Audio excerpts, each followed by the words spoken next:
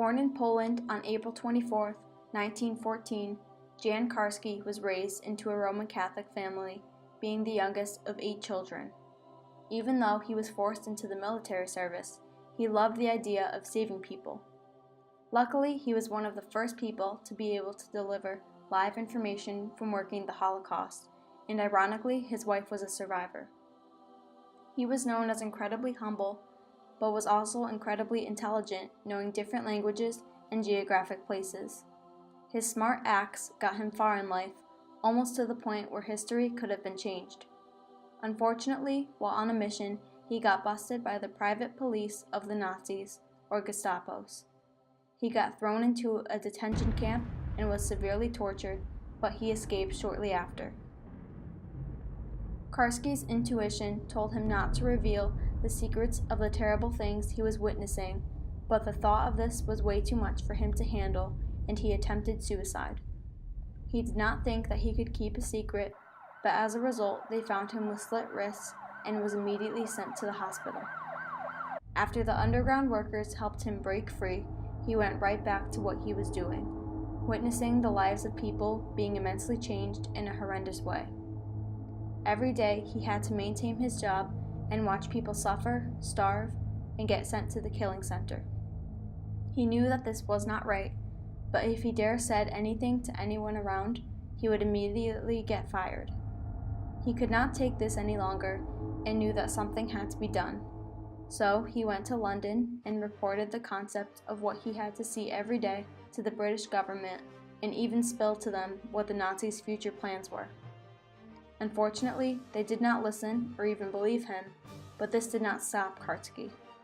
He then continued his whistleblower act and traveled to President Franklin D. Roosevelt in Washington to deliver the same information that he tried telling the authorities. Sadly, his efforts remained invisible, and he gave up. Jan continued on with his life and spent the rest of his time as a professor at Georgetown University. After all he has been through, it is sad to think that no one gave him a chance.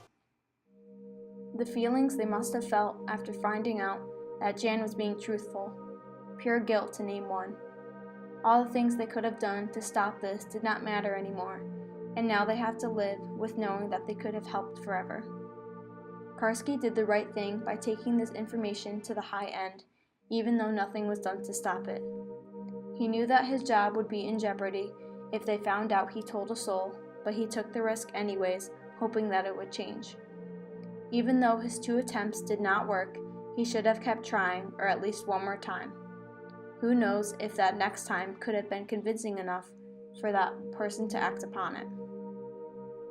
I think that Karski was on the right track, but should have continued his journey to find someone who would listen to him. Instead, he lost all hope and went about his life. It is obvious that he has been a good man all of his life, even when he was a kid. He had a desire to help people out, and that's all he ever did.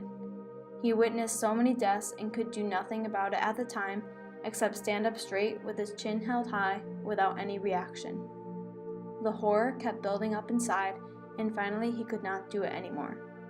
It must be incredibly hard to witness a death, or thousands in this case, but to not be allowed to do anything about it probably makes it so much worse.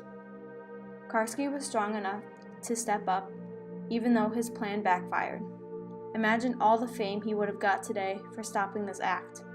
Imagine how different the world would be if the Holocaust came to an end long before it did. Imagine how many lives could have been saved. Now, we will never know what would have happened. Even though Karski was unsuccessful in his attempts, he is still known to be a good person.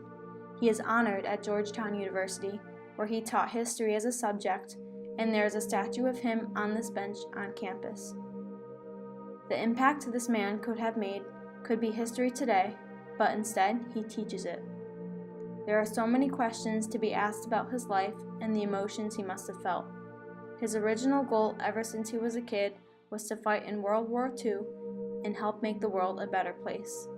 He was so close to achieving his goal, but did not have the courage to continue fighting any longer, which is why the world will never know the power he could have had.